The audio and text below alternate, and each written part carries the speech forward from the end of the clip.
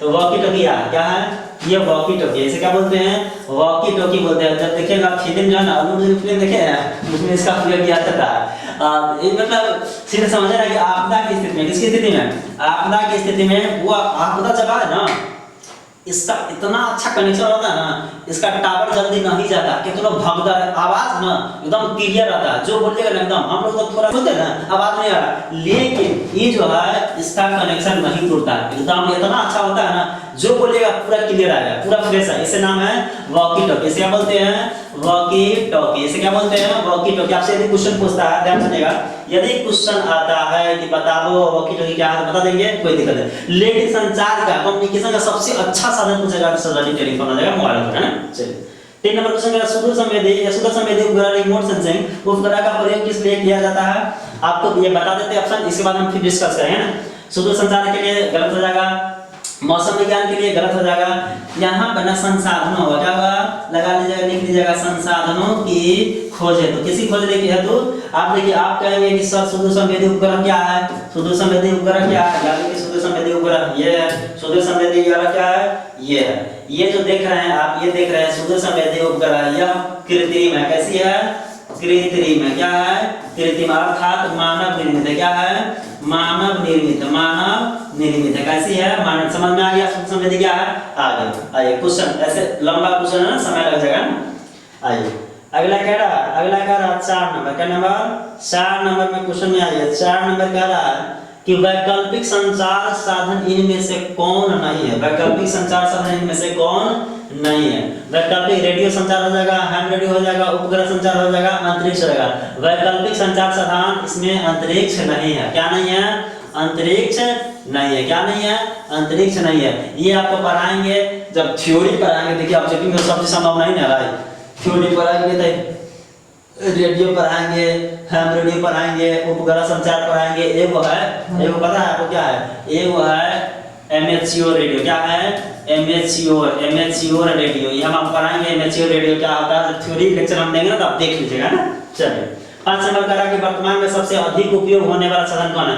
अभी कोनो गलत बात है, इसमें कोई सोचने वाला बात है, पेजर का, क्या सबसे ज्यादा उपयोग किसका होता है, पेजर का, पेजर, ये पेपर लिखा हुआ है लेकिन ये है सही मायने में पेजर, क्या है, पेजर। अब देखिए पेजर क्या है, पेजर इसका नाम है, पेजर किसका नाम है, पेजर इसे बोलते हैं, पेजर क्या है, पेजर यह, इसे क्या बोलते हैं, पेजर बोलते हैं। ये जो है छोटे संदेश, कौन संदेश, छोटे संदेश, छोटे है ना, संदेश है, तो किसे, संदेश है, तो इसका उपयोग किया जाता है। देखिएगा अब फिल्म में इसका उपयोग करते हुए देखिएगा हीरो सबका, है ना। चलिए अगला क्वेश्चन कह रहा है, अगला क्वेश्चन कह रहा है कि सामान्य समस्याओं के संसाधनों के खाद्य एवं प्रबंधन हेतु किस उपग्रह का उपयोग करता है। यहाँ पर संसाधनों होगा, क्या होगा, संसाधनों होगा, थोड़ा सा गलत लिखा गया, आप क्या करेंगे, सुदूर संवेदी उपग्रह, क्या हो जाएगा, सुदूर संवेदी उपग्रह। यदि संसाधनों के खोज एवं प्रबंधन के लिए किस उपग्रह का उपयोग करेंगे, तो सुदूर संवेदी उपग्रह का हम उपयोग करेंगे, है ना। उपग्रह बता दिए कि उपग्रह क्या होगा, दिखाई दिए पिक्चर में। अगला आपका छठा चैप्टर, लास्ट चैप्टर, ध्यान सुनिएगा, छठा चैप्टर क्या कह रहा है, छठा चैप्टर आपका है, छठा चैप्टर में बताया गया है कि आपदा और सह अस्तित्व। इस चैप्टर का नाम है आपदा और सह अस्तित्व।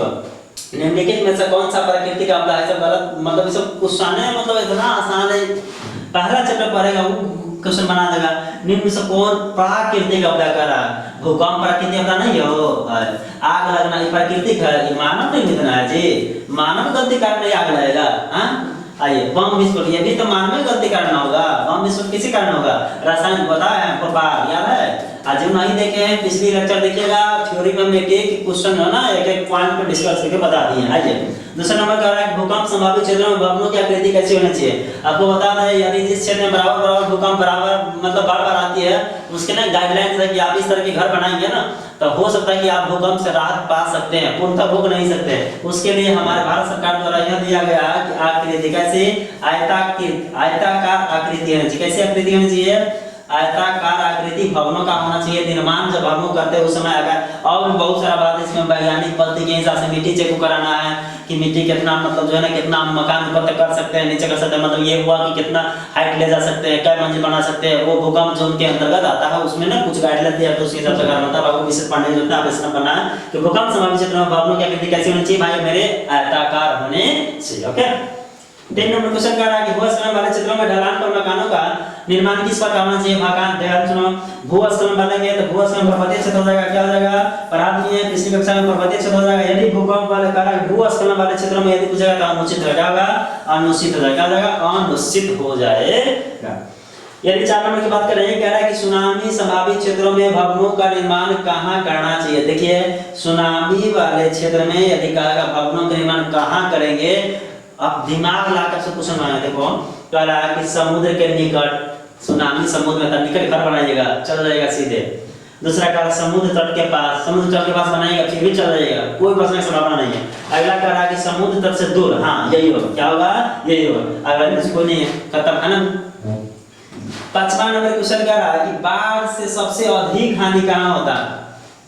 क्वेश्चन है वो, लेकिन क्वेश्चन नहीं है फिर भी 22 से पूछा। कब पूछा, देखिए ना 22 से पूछा हुआ, नहीं क्वेश्चन देखिए फिर 22 से पूछा हुआ, मतलब बहुत आसान क्वेश्चन ना। कह रहा है कि बाढ़ से सबसे अधिक हानि, देखिए बात हम करेंगे, हानि सबको होता है, फसलों को होगा, पशुओं को होता है, भवनों का होता है, सभी को होता है, लेकिन सबसे अधिक पूछे बड़े पैमाने पर फसल होता है, क्या होता है, फसल होता है। बड़े पैमाने पर किसका बर्बादी होता है, फसल का। हमें लगता है कि आपको ना इतना देर में लगभग 20-25 मिनट के लेक्चर में आपको पूरा एक लेक्चर दो लेक्चर में लगभग जितना आपका आपदा में जो भी ऑब्जेक्टिव है हमें लगता है हम पूरा क्लियर करवा दिए। और भी संभावना होगा जो भी बनने वाला होगा हम आपको कर देंगे, लेकिन फिलहाल आप इसको पढ़िए, इसको याद कीजिए, बहुत बेस्ट क्वेश्चन है, पूछा हुआ क्वेश्चन है। लास्ट में यही बताएंगे कि डीएम क्लासेस मेरा है, डीएम क्लासेस में आप जो है ना चैनल को सब्सक्राइब कीजिए। दूसरा बात, सब्सक्राइब करने के बाद आप लेक्चर को यदि देखते हैं, आप देखना पड़ेगा, यदि पढ़ रहे हैं तो देखिए उसमें जो कमी लगता है, यदि किस तरह के मतलब ना कि भाषा में हो, लिखावट में हो, राइटिंग में हो, पीपीटी पे हो, या आपको समझने में दिक्कत हो, आप कमेंट बॉक्स में आप कमेंट नहीं करते, अच्छा नहीं लगता। कमेंट कम से कम देखिए, कमेंट करते हैं ना तो हम उस पर सोचते हैं क्या सच मायने में ऐसा है, हमें ये कमी है, तब उसमें क्या करते हैं, काम करते हैं। लेकिन आप लोग कमेंट नहीं करते, कमेंट कम से कम कीजिए, है ना। चलिए आपको बता दिए, हमें लगता है कि आपको ना ये हम आपको बता दिए, यहाँ आएंगे ये आपको बता दिए। देखिए तरंग 2 है, या देखिए P तरंग है, S तरंग है, R तरंग है, R तरंग आपको पढ़ना नहीं है, L तरंग है। सबसे खतरनाक बोलेगा तो L बोलेंगे, इसके सबसे शुरुआती P होता है, सेकंड क्या होता है, देखिए ना ये सीधा आइलो तनका टेर होलो, ये थोड़ा सा टेर हुआ, आई सीधे कहानी खत्म कर दिया, देख रहे हैं, ये सबसे खतरनाक तरंग होता है।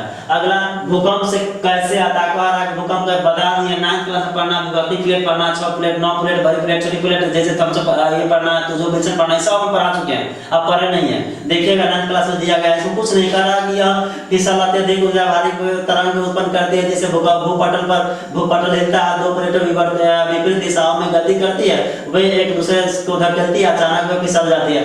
हम पढ़ाएंगे विवर्तनिक प्लेट पढ़ाएंगे, दूसरा वहाँ पर समांती प्लेट पढ़ाएंगे कि एक दूसरे बराबर खाती है, किसी कारण बस टकराव होता है, कंपन उत्पन्न होता है, यही कंपन मानव निवास स्थान होता है। भूकंप बोलेंगे समझ में होता है, उसे सुनाई बोलेंगे ना, कोई दिक्कत नहीं। आइए ये आपको बता दें मलबा क्या होता है। मलबे में दबे व्यक्ति को कौन सा कमरा से निकालते हैं, इंफ्रारेड कैमरा से निकालते हैं। इंदिरा पॉइंट बता दिए, इंदिरा पॉइंट क्या है, इंदिरा पॉइंट की कहानी पूरा बता दिए। अगला यदि हम बात करें अंतरिक्ष बता दिए, अंतरिक्ष क्या है, यह है सुनामी, यहाँ पे क्या आता है, सुनामी, क्या है, सुनामी। अगला की बात करेंगे, अगला बात करेंगे, ये हम पढ़ा दें, इसे पेजर बोलते हैं, क्या बोलते हैं, इसे पेजर बोलते हैं। छोटे संदेश के लिए पेजर का उपयोग करते हैं। ये वॉकी टॉकी है, आपदा की स्थिति में हम इसका क्या करते हैं, प्रयोग करते हैं, मुख्य रूप से आर्मी को दिया जाता है, पुलिस व्यवस्था को दिया जाता है ना। ये है वॉकी टॉकी, देखिए गार्ड के जो देखिएगा ना, प्रधानमंत्री जो गार्ड नहीं होता, प्रधानमंत्री गार्ड और राष्ट्रपति का देखिएगा यहाँ पर लगा रहेगा, कारण लगा बोलेगा, क्लियर आवाज होगा, कोई कट पीस नहीं, कोई नेटवर्क प्रॉब्लम है। चलिए आपको रिक्टर स्केल बना दिए। रिक्टर स्केल की बात करें तो यह तीव्रता बताता है। यदि सिस्मोग्राफ यह बताता है कि भाई मेरे भूकंप आइलो कि ना आएगा, है ना। ओके देखिए ये लास्ट आपका एक चैप्टर क्लियर हो गया। हम आपको ना अगली कक्षा में थ्योरी पढ़ाएंगे। क्लास यदि करते हैं कल तो कॉल आ गया तो इसको कल ही कर देते हैं, 1 ही लाख में कहाँ जाता है, पूरा क्लियर हो जाता, लेकिन इतना मेहनत से नहीं कर पाते, आज कर दिया।